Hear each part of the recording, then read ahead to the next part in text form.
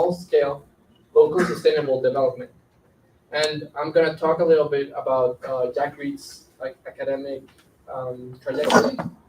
He's a recent graduate from the MIT Media Lab, where he worked on the use of satellite Earth observation imagery for local sustainable development applications. He obtained dual bachelor's degrees in mechanical engineering and philosophy in Texas A&M University before heading off to MIT for grad school. There, at MIT, he obtained dual masters in aerospace engineering and also a technology policy program. And then, for his doctorate, he moved to the MIT Media Lab.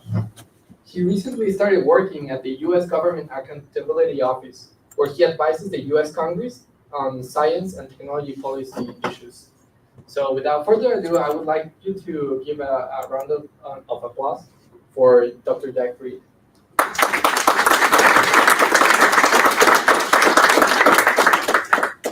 Hola a todos, voy a hablar en inglés. No puedo hablar español suficientemente para presentar este. Yeah, thanks for having me here. This will be a little bit different than presentations I gave during my PhD, which were always about very specific research projects that I had recently done. This will cover sort of a few different projects, but also sort of just cover some broader trends in the field of Earth observation for sustainable development. So there we go. First, I should declare, so I am recently a U.S. government employee, not working on this specific topic, but I do want to mention that, nothing I say here is an opinion of the U.S. federal government, or really even an opinion of my former research group, which is the Space Enabled Research Group at MIT. First, since I know we have a lot of disciplines here, I will probably be using the phrases Earth observation and remote sensing interchangeably. These do mean slightly different things. Remote sensing means sensing things at a distance. In this field, at least, it commonly means, at least from aircraft, drones are sometimes counted. And then Earth observation means specifically when you're doing remote sensing of the Earth, as opposed to of other planets or whatnot. This is a field that has grown a lot over the past century. First of all, because there weren't really Earth observation satellites a century ago.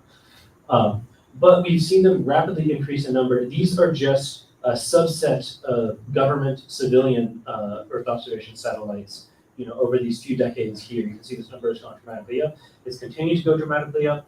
Oh, and I forgot that when converting this to a PDF, that would not be an animation. So unfortunately, I have a little animation that cycles through the number of, or showing the countries over time that have operational satellites. Started with the Soviet Union in 1957, and now I think there's around, I think it's more than 100 countries. It covers, pretty much all of the continents. So and it's not just sort of numbers of satellites that have gone up. It's also improvements in what they're measuring and how. This includes new, better resolution, and by resolution we mean spatial resolution. How small is each pixel? Spectral resolution, how many bands and how narrow those bands are, allowing you to more do things much closer to spectroscopy from satellites. Radiometric, this is essentially how accurate and how many different brightness levels you can have per pixel.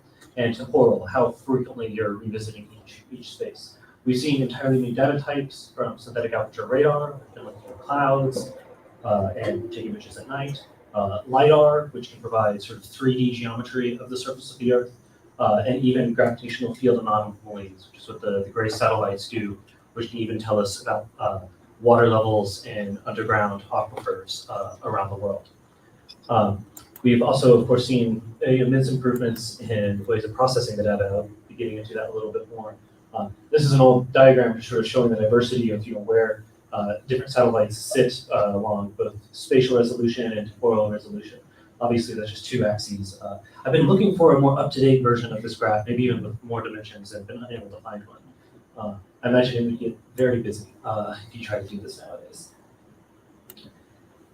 We've seen this technology being applied in a lot of new ways,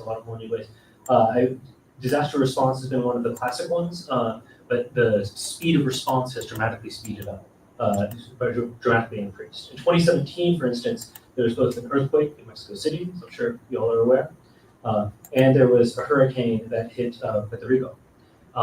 Both all within, they were within a day of each other, and NASA, along with researchers in both of these locations, were able to turn around damage maps of both places within a couple of days. This is not something that would have been possible even a few years prior to this. The COVID-19 pandemic sort of, I think, showcased to the world many of the different ways that satellite imagery can tell us about how our world is changing over time. We saw many groups, including our research group, tried out new things to take advantage of being able to see this natural experiment of sudden changes in human activities, from tracking emissions to night lights to even traffic with some of the higher resolution imagery. We've seen the rise of new tools. Recently, Meta, Facebook, by their new name, they released an algorithm called Segment Anything, computer vision, for very easily breaking images into different components. People have pretty rapidly started using it for Earth observation and getting very good results, particularly when you can do some more tailored training to specialize it. With the satellites themselves, we've seen a rise of what's called edge computing, which is where the satellites are doing some amount of pre-processing themselves. And if an image is entirely clouds, they just won't send it down. And this allows us to focus on actually good quality images and cover more of the Earth as a result. Some just very recent news, just a couple weeks ago, we saw Icasat, which is a commercial methane detection satellite. It uses infrared cameras. They identified, the first time in the UK, a leaking pipeline, and UK officials were able to quickly intervene and patch the leak. Similarly, we saw, this from literally just a few days ago, that for the first time we've got imagery of where penguins are sort of nesting in the winter in Antarctica during the winter, which is notably pretty continuously night during the Antarctic winter. So you couldn't get daytime optimal imagery, but now with radar imagery we can track this. And it's hard to tell here, but basically these dark smudges are areas where either penguins currently are or where they recently were and left tracks in the snow and ice. I've done a fair amount of work with mangroves, including in Brazil and in Indonesia. And so I like looking at this just to see sort of the trajectory of where we're going. So in 2010 is when we get our first global map of mangrove extent. It was using satellite data from a couple different satellites. The map was put together in 2010, but it was actually for a specific point in time in the year 2000. And the resolution was around 1 kilometer, so not super great. Since then, we've seen both improvements in the spatial resolution. We've seen multi-year maps. We've seen maps of height and estimates of above ground biomass for the mangroves all around the world.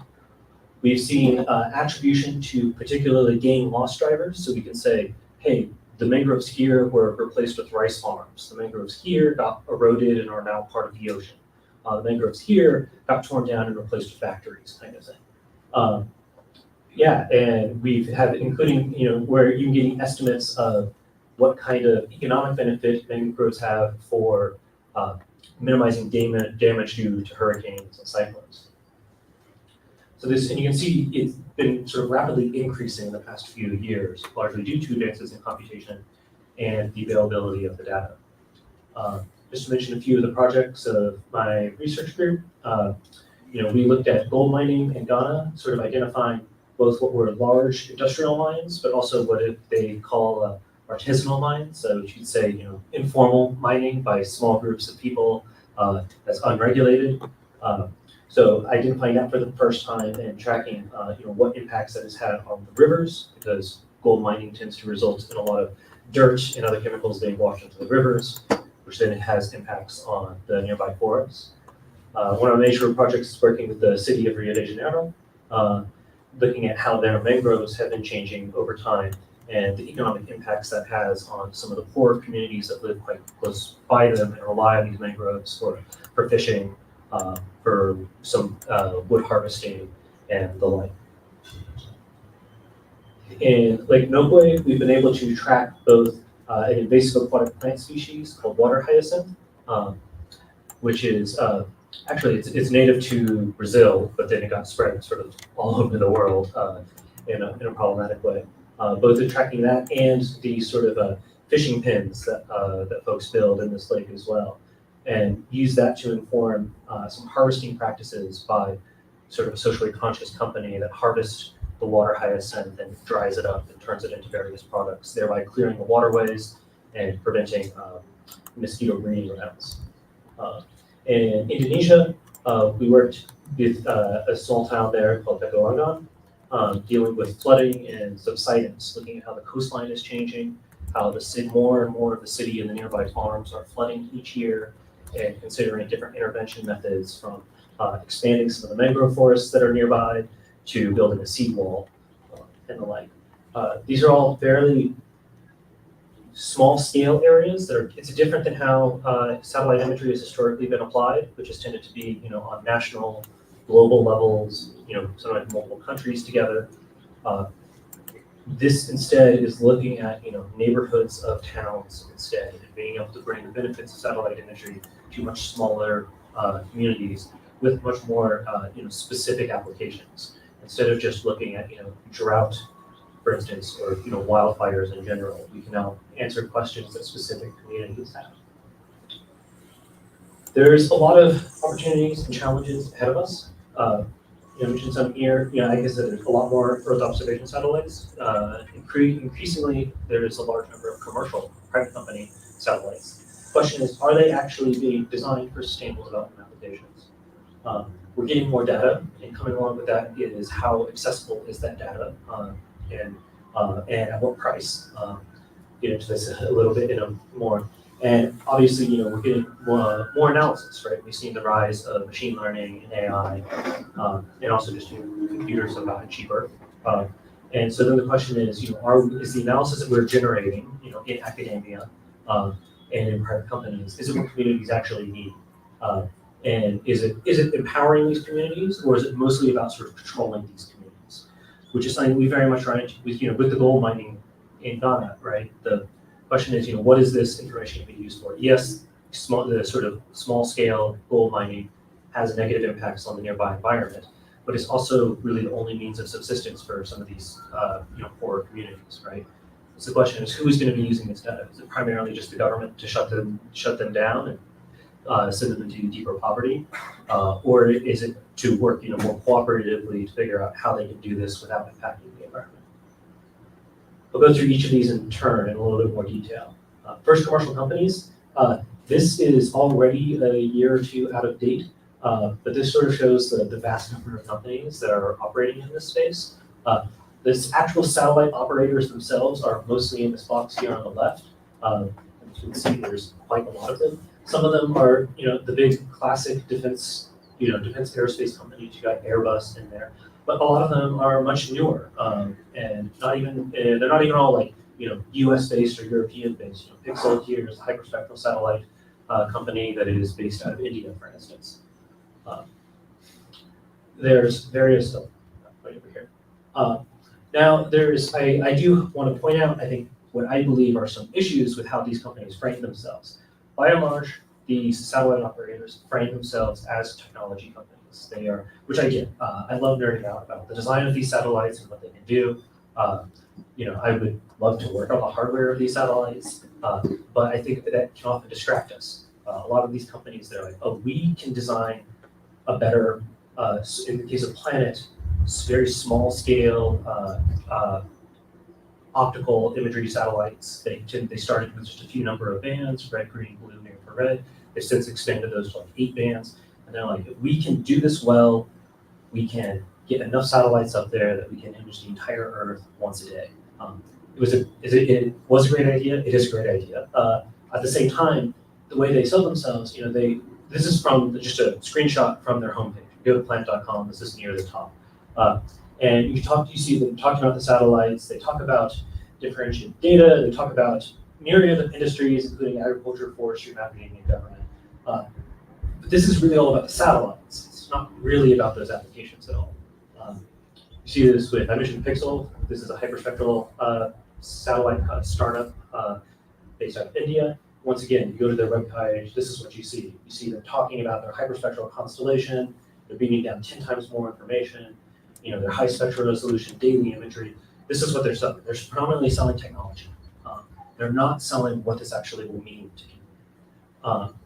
And frankly, nobody does have an Earth observation problem. Or very few people in the world have an Earth observation problem. Many people have problems that Earth observation could help, and that they might not even be aware that Earth observation could help. And you do see, and the issue is, if you just sell technology, only people that are going to be using it are the people with the money and the expertise already to use it, who they can build their applications themselves. By and large, that tends to be militaries, which is what you see here. Once again, these are all screenshots of news announcements from this year. Different sets of companies, including companies like Planet. They do not advertise themselves as a defense company. They advertise themselves as, oh, we're here to benefit humanity and help the environment. But yeah, you can see that they are working. And this is not just in the U.S. I think 3 of these are in the U.S. This one down here doesn't provide the actual names. That's actually a European announcement in the bottom right there. You see this pretty much anywhere. Right now, the satellite operators, their primary clients are like their country's military, or at the very least, their country's national government. Those are what are so-called anchor clients. They've been struggling to expand beyond that. And we do see exceptions. We do see promising notes and developments within the industry. This is a company called Astera. They do not currently operate any of their own satellites. I think they're actually designing some right now, though. But they notably started with a problem and then worked backwards from there, essentially. They use synthetic aperture radar imagery to actually detect water leaks in pipes that are underground. Not super deep, but they can actually radar waves penetrate wet soil differently than dry soil. And so they can start to detect like, oh, hey, there's wet soil here in this spot, even though it hasn't rained here in forever, it's sticking around, maybe it's even expanding. And they sell this to municipalities around the world, to governments. Otherwise, you don't have a good way of figuring out where all of the leaks in your water system are, right? And this is how they advertise it. They talk about this. They say entire citywide systems for drinking and wastewater. If you notice, where do they mention satellites in here? They mention it only once right here, at the very end. Satellite-based leak detection, right? They're not advertising that they use a bunch of satellites to do this. They're advertising that they can find water leaks and save a lot of drinking water, which, as we saw in our previous presentation, drinking water is increasingly scarce. Moving on from sort of how they're advertising themselves is how folks have access to data. Satellites are expensive. They're getting cheaper. Launch costs have gone down. The hardware has gotten cheaper. You increasingly can use so-called commercial off-the-shelf technology. You're no longer having to work with classified technology that countries don't want you to share with anybody else to build a satellite. At the same time, it's not free to build and launch these satellites, and space is still hard. So there's no guarantee that the data will be free. Many of you, I know that some of you at least have worked with satellite imagery data in the past and currently. And a lot of you have probably worked with Landsat imagery, with Sentinel imagery out of Europe, and that is free. And if you're from my generation and younger, we're very used to this data being free because it has been free our entire professional careers. This has not always been the case. Landsat data out of the U.S. used to cost money. In the 1980s, you can see it cost 75,000 pesos for a single Landsat image. Commonly, if you were doing a PhD, your lab could afford to buy one, and then they would try to get 2 or 3 PhD dissertations like out of that one image, right? This is also not just a thing that we've moved beyond. In both 2012 and 2017, the U.S. Department of Interior commissioned studies basically saying, hey, could we start charging money for Landsat again? In both cases, thankfully, the scientific community sort of pushed back. They said, okay, we won't do that. But there's no guarantee that will continue to be true in the future. For a great history of this, I do recommend this book, Open Space, by Mary Horowitz, which sort of covers sort of this struggle to make this data more freely and openly accessible. On the commercial market, I mentioned these all these commercial companies. Obviously, they need to make a profit, very reasonably so. But the market currently is very opaque and pricey. If you want to find out, what a Planet image costs, what an Icasat image costs, with Professor Salas, we were working with, we were talking about working with Icasat data, which is radar imagery, and you can't go to their website to find out how much it costs. You have to contact them. You have to tell them, hey, this is who I am, like my organization. Here's what I'm planning on using it for. And they'll come back and they'll basically say, yeah, we think that like this is what we're going to charge you. And they do that, based off of how much they think you can pay and a lot. Which can have its pros and cons. It means that like, if you're a poor NGO somewhere, they might give you the data, for cheap or for free. If you're a national government, they're going to charge you more. MIT has a subscription to Planet data, and I'm sure that MIT is paying a lot of money for that because Planet knows that MIT can afford it. Yeah, but that's a problem if you have not used Earth observation data before. If you're some community who is interested in it, you have some problem that might work with it. Are you really going to like go through all of the effort of contacting other agencies, picking them? How do you evaluate whether or not you're getting cheated, whether you're not getting ripped off? So that's another problem here. That said, there are promising developments on all of these. One is we are starting to see with a few companies more transparent pricing. You have this is Satellogic here on the left. You go to their website now, and they say, oh, we're doing $8 per kilometer square, $18 for their like historical imagery, or for non-priority, and then 18 like you need it now kind of thing. There's a company called Sky5 over here, which is they started to sign contracts with various satellite operators to sort of compile their imagery and their APIs. And yeah, they have their prices on here, So it's there's a starting at, and then talk about depending on the resolution, depending on whether you're tasking it, or whether you're probably stuck out of the archive, the prices are available here. This is great because it allows more people to figure out whether or not this would fit their needs, whether or not they can afford this, or whether they need to seek some other method. Also, if we get more price transparency, hopefully it means that competition will bring prices down, as no longer people will just be able to set whatever prices they want behind closed doors. We've also seen various governments start to, governments buy, sign contracts with the commercial companies, and then make it available to different groups. NASA has started doing this. They have a thing called the Commercial Small Sat Data Acquisition Program, where they sign contracts with commercial companies, and then they make that data available to not just like NASA employees, but like anybody who's funded on a NASA grant. The ones on the left, these are ones that they already have signed contracts with. The ones on the right are ones that they are that are in evaluation, as they call it. So they sign some short temporary contracts and have some scientists mess around with it, see how it works out, and then if they like it, they'll sign longer term contracts. This is one way of getting that data into the hands of more people, and not just extremely wealthy universities.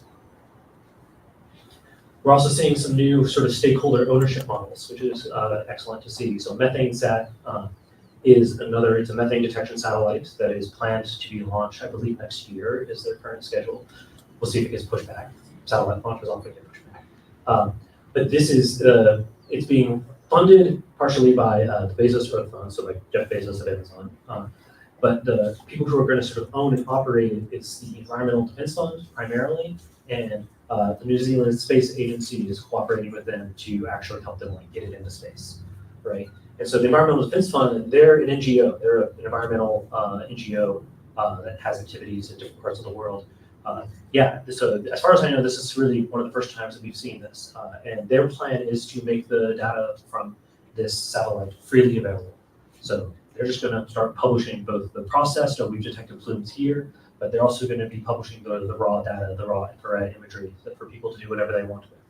So hopefully we'll see more models like this moving forward. Let's get this adjusted. I think that worked better.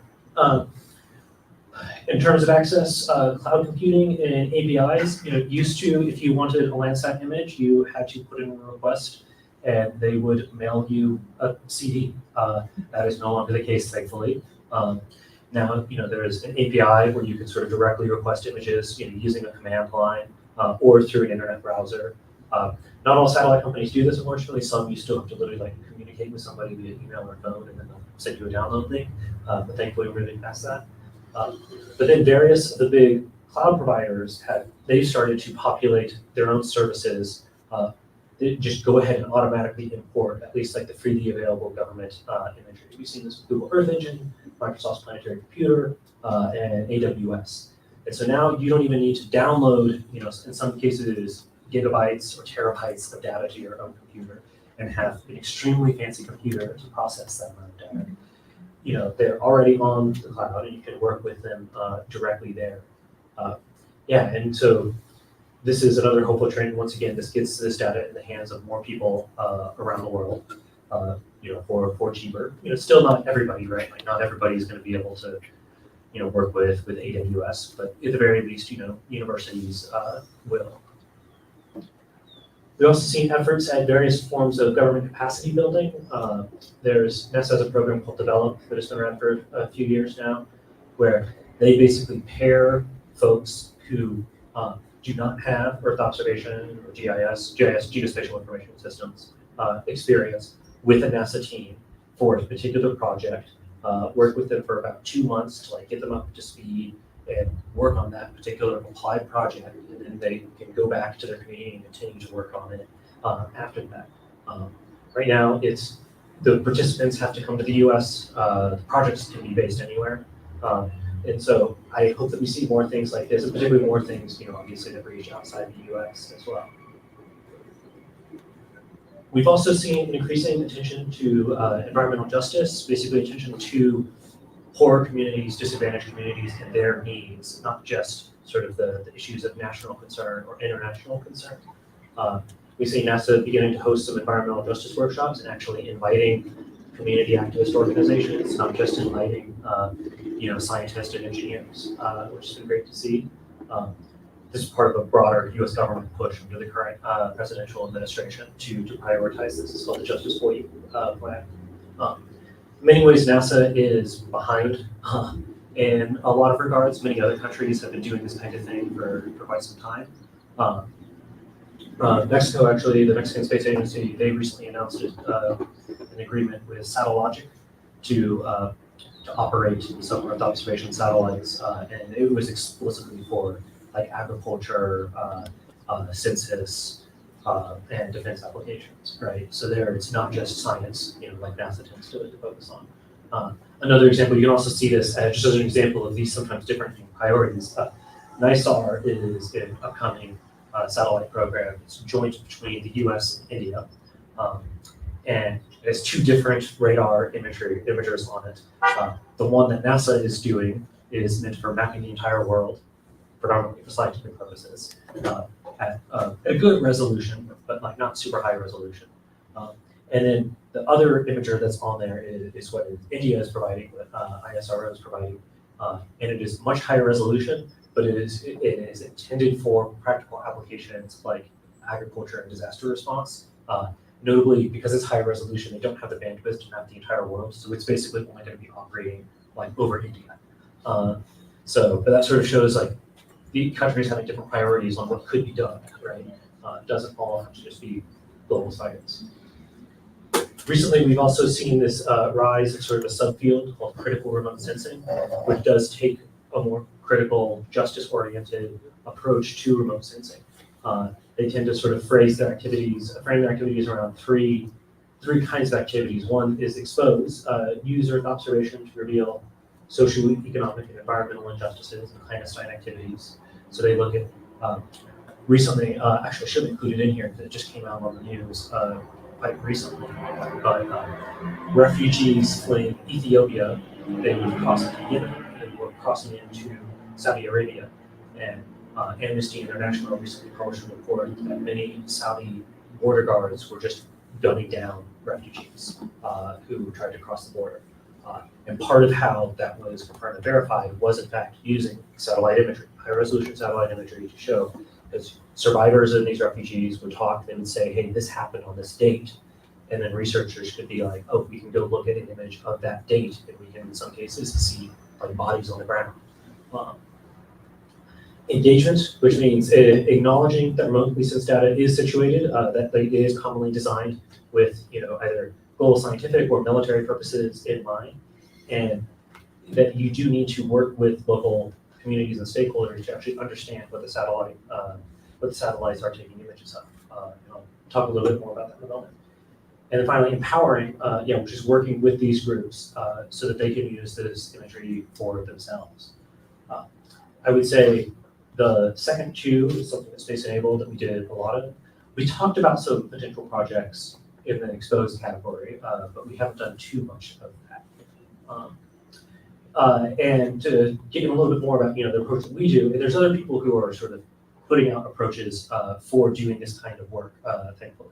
The approach that we use, we call EDDT, which stands for Environment, Vulnerability, Decision-Making, and Technology, which is basically, considering any kind of situation from these 4 different lenses and how they feed into one another. And the idea is to eventually have like a loop where you're looking at the environment using existing data that's available, both in situ on the ground data and satellite imagery, understanding the vulnerability, how decisions are being made, how decisions could be assisted with this imagery analysis, but then using that to inform the design of new technology. Part of that is, and I'll get into another couple of examples in just a moment. A huge part of this, though, is working with stakeholders. It's something that we prioritize. And so we never launch into a project entirely just because we are. It's a curiosity or interest to us. We always have one or, in many cases, several local partners who they have a problem that they would like our assistance with, and we go to see about how to go about it. And part of that is not just working with that one stakeholder, but understanding the entire sort of network of stakeholders that interact. There's local community, there's a local government, there's a national government, there might be different industry groups involved, right? They're all going to have different priorities and interests, and you want to make sure that you're not barging in there and just serving the interest of one of those groups. You're sort of understanding the entire picture. We do this both with these kind of maps, these diagrams, and we also do this by spending time out there. This is in Rio de Janeiro, where we went out and visited both municipal government offices, local university, these are some grad students and a couple of professors from local university there, and then going out and talking with the community who does fishing and harvesting in the mangroves and understanding their perspective on this situation. And a big part of this is multi-sensor fusion, with Roberto talked about earlier. For assisting, assisting the blind, this is very true that multi-sensor fusion is where a lot of the really beneficial aspects come about. If you just have satellite imagery, you have reflectances off the surface of the Earth. You can make some assumptions there, but they're assumptions. You're not actually going to know what's going on in this particular situation unless you talk to people there or go there and have that ground truth. We've frequently done combined satellite imagery with both drone imagery, which you see going on there in the top right, because then you can get higher resolution than what satellites can provide, and use that to then train machine learning algorithms that run on the satellite imagery.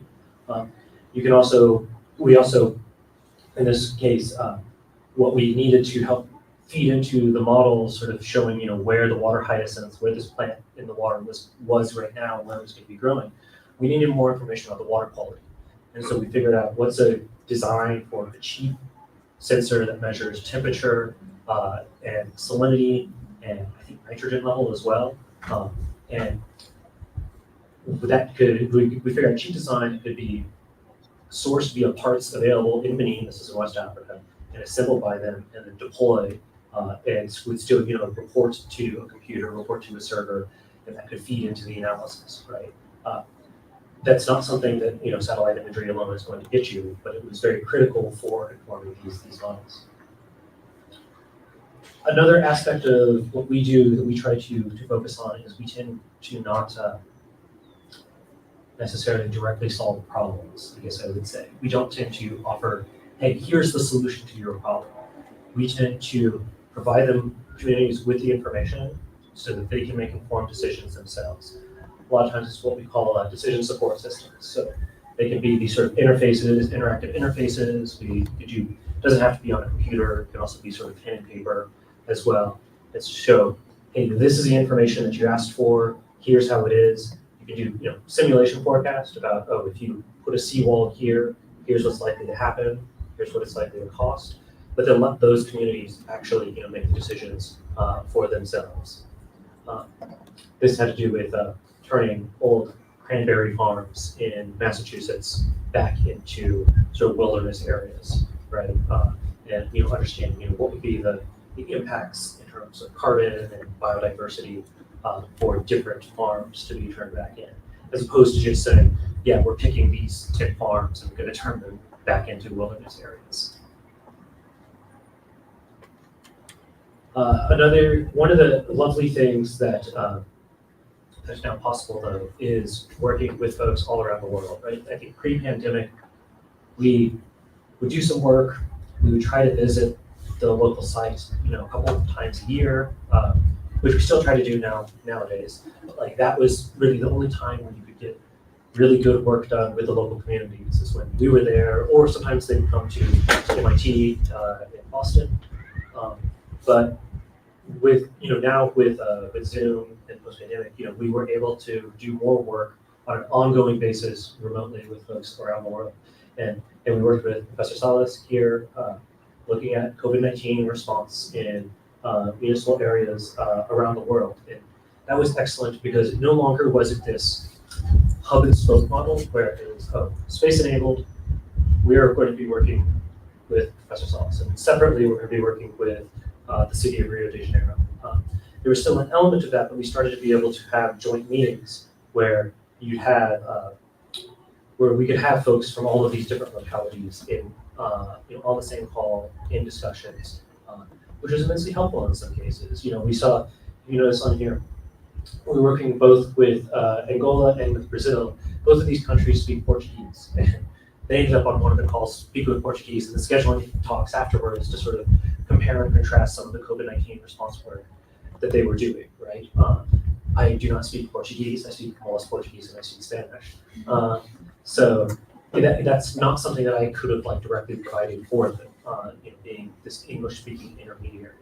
And this is something that we would love to see more of in the future, is building up this community of communities helping each other learn from how they use satellite imagery for sustainable development. This was sort of one of the decision support systems that we made for the COVID-19 project, of being able to do some kinds of simulations of COVID and visualizing how, in this case, it's showing sort of how night lights have changed over time across the city. And I guess I'll close here with just noting that Earth observation alone is not going to save us, but that all of y'all working with Earth observation just might. I hope that this has shown you that there's a lot of great work that is going on in Earth observation, great opportunities to continue working. I love seeing the work that Professor Salas' group is doing here, looking at vulnerability across Mexico using census data combined with neural nets and imagery of the entire country, looking at informal settlements in some of the protected areas around Mexico City. I think that's the kind of work that we're going to be seeing more of in the future, and I'm very excited for. With that, are there any questions? Their contact information also.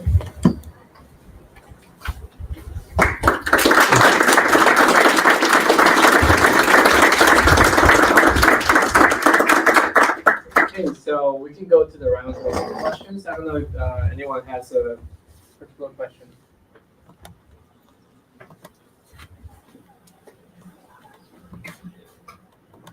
Hello, thank you for your presentation. I think it's indeed a very interesting topic. So my question is more about, what about the special trash? Spatial trash. I'm sorry, my English pronunciation is not very good. So. Debris, trash in space. It's definitely a problem. We're seeing a lot of, pretty much all of those commercial satellites that I mentioned and all the government satellites, they're all in what we call low Earth orbit, which is basically between 100 kilometers and about 1,000 kilometers, maybe 2,000 kilometers up.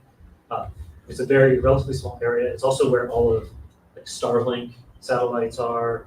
It's where basically it's a popular place to put satellites right now. Unfortunately, it's the smallest part of space because it's the closest in. It's a real problem.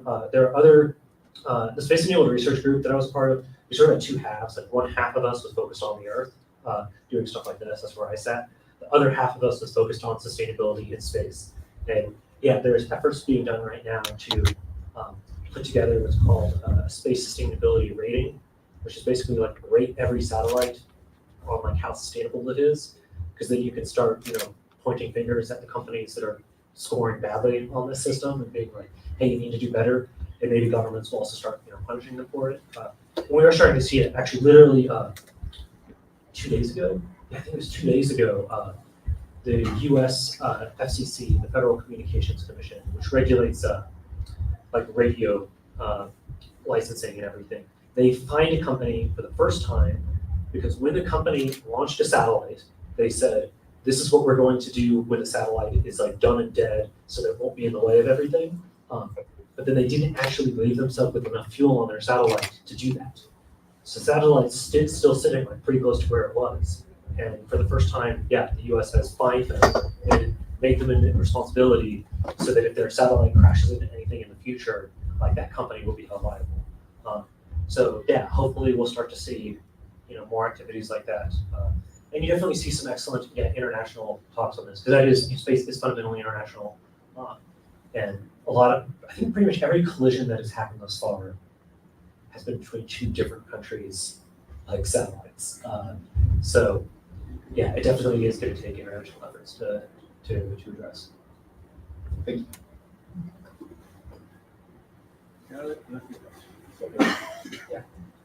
Beautiful presentation. So you never mentioned SpaceX, but I understand that the Starlink is probably, most of it, I might be having completely wrong, so please correct me, but a lot of satellites being launched now are from Starlinks.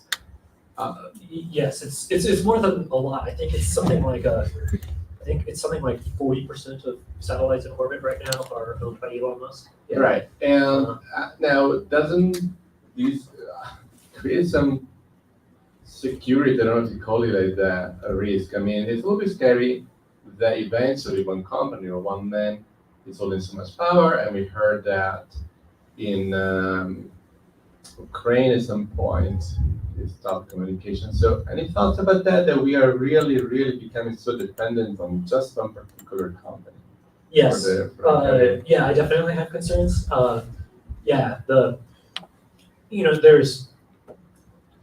There's promising aspects as well, and like the Earth observation industry, thankfully, there's a lot of companies.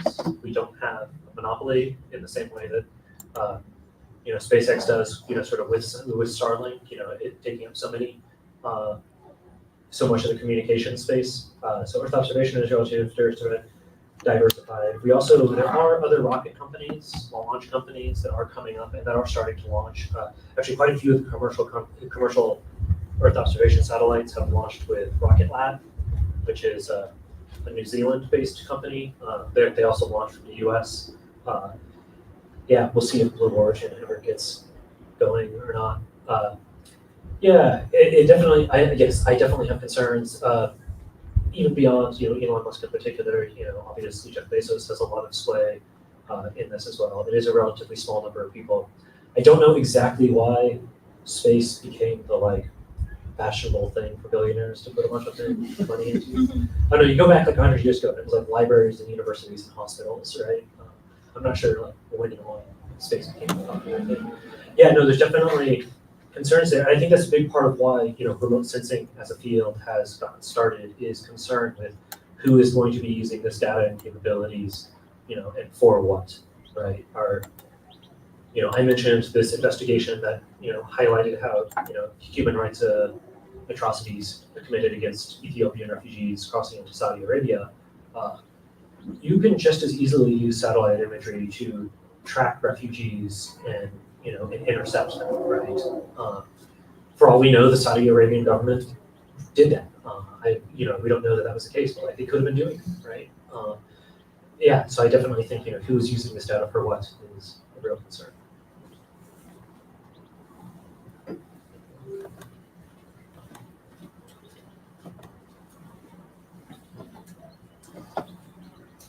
Thank you. So, actually, in that sense, there is some kind of regulation or some, organization that is taking charge about that? Because basically you can have a sensor, but you don't know what it's used for. So I don't know if there is like already some kind of policies or things like that, or it's growing in that way just to kind of regulate what the people is looking for these satellites. No, the answer is, at least as far as I know, yeah, basically no country. Are there any kind of real regulations there? There was somewhat of a regulation in the U.S. that also just got lifted, I think, 3 weeks ago. That wasn't actually helpful for you. Basically, the only regulation the U.S. had was they put basically resolution caps on commercial companies, where you couldn't go higher than a certain resolution and sell that to the public. You could get exceptions if a company in some other country did it first, then like you could start to match them. As you might imagine, U.S. companies are very irritated about this because they were always had to be like second to any market. But that regulation just got lifted, and so now companies in the U.S. can do basically any resolution they want. I don't know of any regulations in other countries either. In terms of like making it available to the public, or at cheap prices, or governing. We don't want you taking images of these things, or we don't want you selling to these kind of clients. Or, I don't know of any regulations like that. And maybe that's something that we should start talking about. As resolution and imagery improves. Historically, the satellite imagery was nowhere near as much of a privacy violator as the cell phone in your pocket, or cameras on the street corner. That could be changing.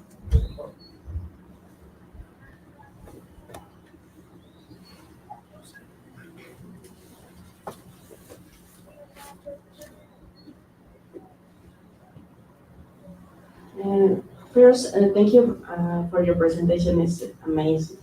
My question is similar to my partner. Are there some restriction about the government to observation of web or some sites? For example, China. I don't want that you observe me, for example. There's no global regulations. Some countries do informally or formally, have like lists of locations that their companies are not supposed to take images of. I think China does that. I think the U.S. used to do that and gave up on it, I think. But you still see this in a little bit. Like if you go on Google Maps, there's certain areas, some military bases in different parts of the world that are sort of blurred out on Google Maps. But as far as I know, it's mostly a sort of a request kind of system rather than any kind of global regulations. So do you see jamming efforts in different parts? We mentioned, Ukraine earlier. I don't know if you've seen, I think for the public has seen sort of the power of Earth observation imagery for the first time in many ways with the Ukraine war of, monitoring, where exactly Russian troops are, where, a dam has been, destroyed and that kind of thing. But Russia has intentionally tried to jam some of the radar satellites. Some of the commercial radar satellites from imaging them. So we'll probably see more efforts like that in the future. Thank you for your presentation, Jack. It was very insightful. I have one question, but it's like kind of a comment and a question after that. A lot of companies you mentioned are, at the end of the day, private companies. And the history has taught us that these companies may have an agenda, and we don't know that agenda. They may say whatever they want in social media and in the news, but at the end, we don't know the specific purpose for this information. So my question is, in your point of view, how dangerous can be this misinterpretation of that information, or how badly or how dangerous is to use this information in a bad way? Extremely. Yes, this data can be used by all sorts of bad actors for all sorts of things. And of course, different people are going to have a different definition of who's the bad actors there. I definitely have, my set.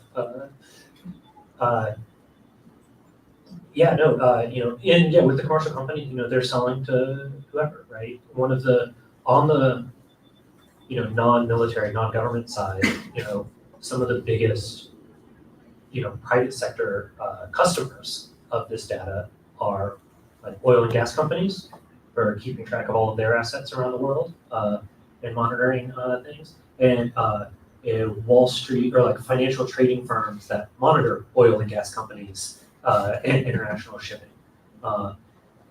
Yeah, so those are some of the big customers, right? And if those are the big customers, then that's going to incentivize the private companies to cater to those customers moving forward, right? Yeah, there's no guarantee that this data is going to be used to help the environment. Thank you. So let's see if I can.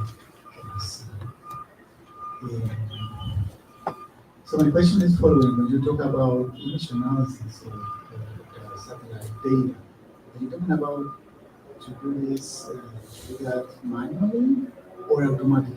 That's my first question.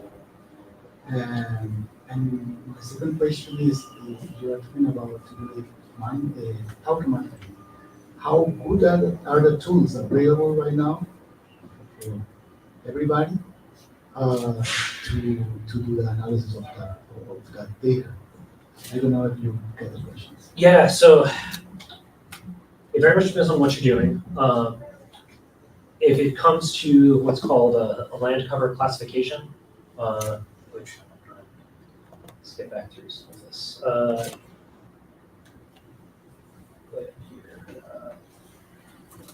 So like these kind of things here, where you're for each pixel, you're saying, is this a gold mine? Is this a mangrove tree?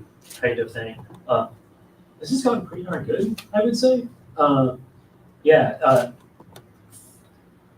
lot of people don't realize a lot of the machine learning methods and algorithms were actually being used by Earth observation scientists in like the 1980s.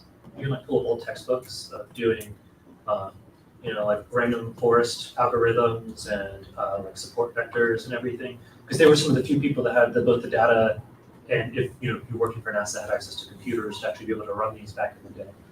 So they're working on it for a while. A lot of this has to do with how good of training data you have. But once again, It means that you have to develop that you have to train the algorithms, or you have to develop the computer vision algorithms to do that. That's a very difficult task. yes, but Not for everybody. yes, but what I'm saying is for this kind of thing, people have figured out like what are the good algorithms to use.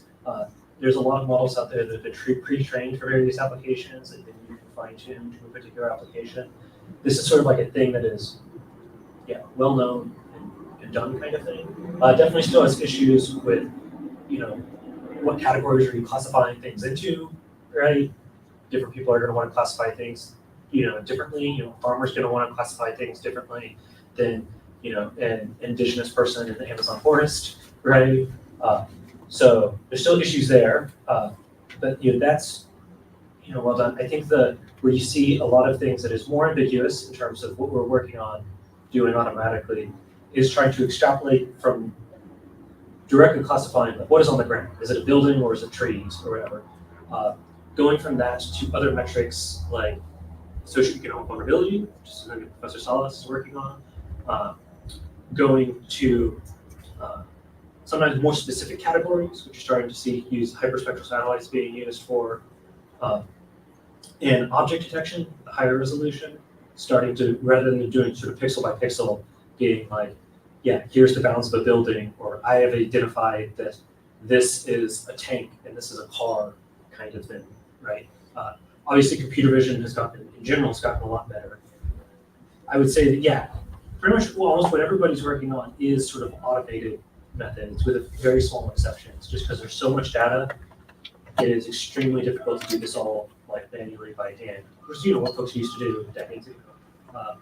You still do see some uses of manual by hand classification. It tends to be for very particular cases where you're looking at a small area over a limited point in time, commonly with high resolution images that like humans can easily interpret, kind of thing. And for instance, the whole like Ethiopian refugee fleeing, I imagine for those that was probably manual. they got some high resolution images, and people looked at them and were like, hey, are those bodies on the ground or not? I don't think they had an object detection algorithm for figuring out, what is a 3D body. It's definitely, it's fraught with what training data you have.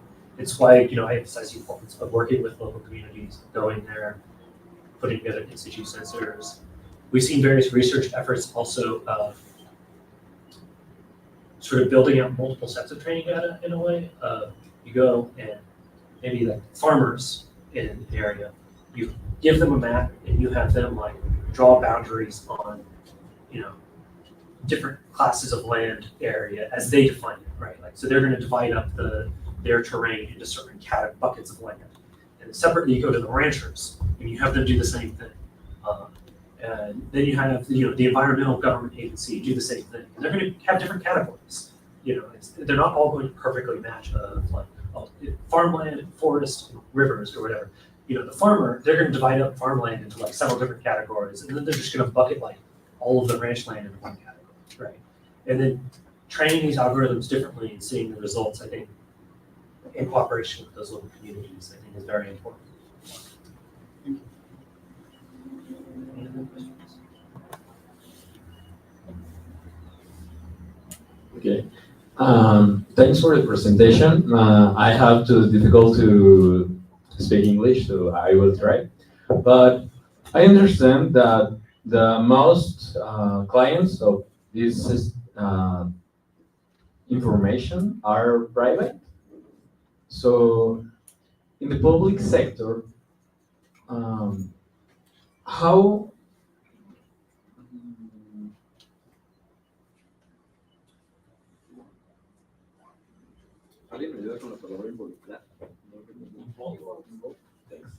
how involved the public sector in all this data to make tasks or activities to involve all sectors like farming, like health, like forest, like you talk about it. It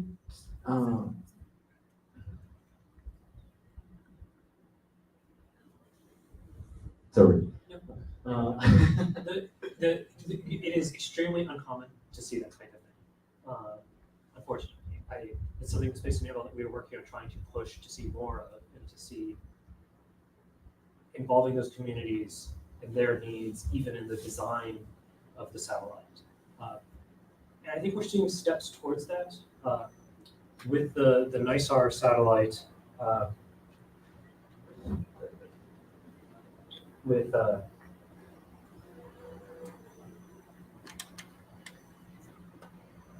NISAR satellite here, after they designed it and they're about to launch, NASA did host a workshop where they brought a bunch of community organizations of different kinds together to talk and have a dialogue about how this data could be used maybe to help them.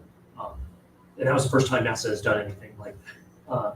They do this with the scientific community. They'll reach out to different disciplines of science and be like, hey, we're putting up this satellite.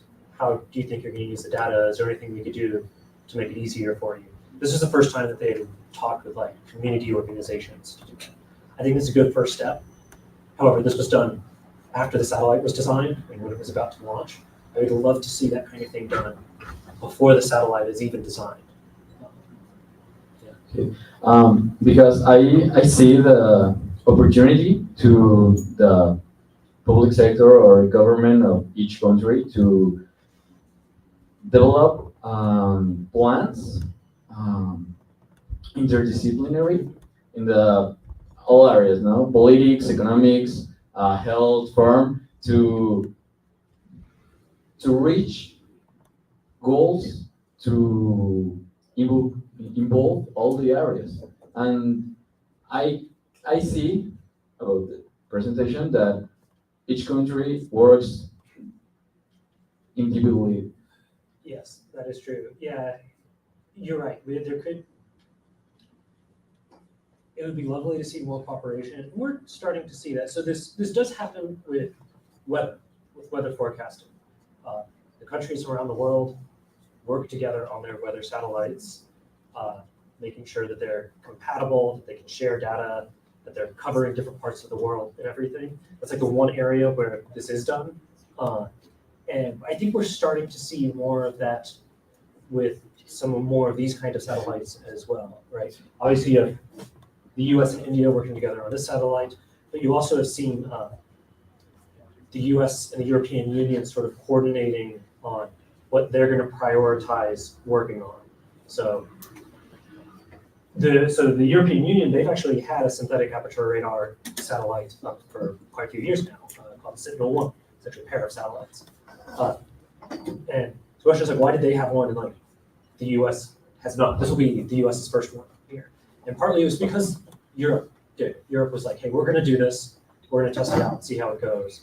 And the US is like, okay, we're not going to prioritize that. We're going to focus on other satellites so that like collectively, we're covering more. Yeah, I would love to see more of that and see more of that for reasons beyond just like pure science as well. Thanks.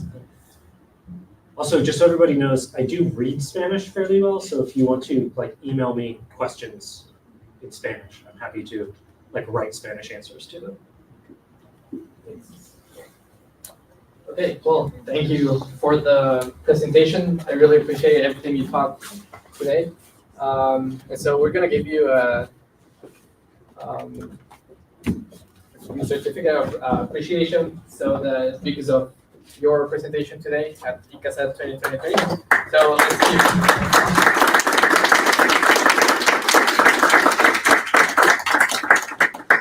So really, thank you so much for being here.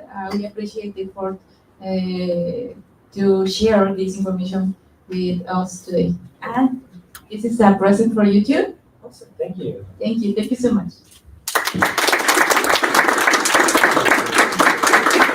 Okay.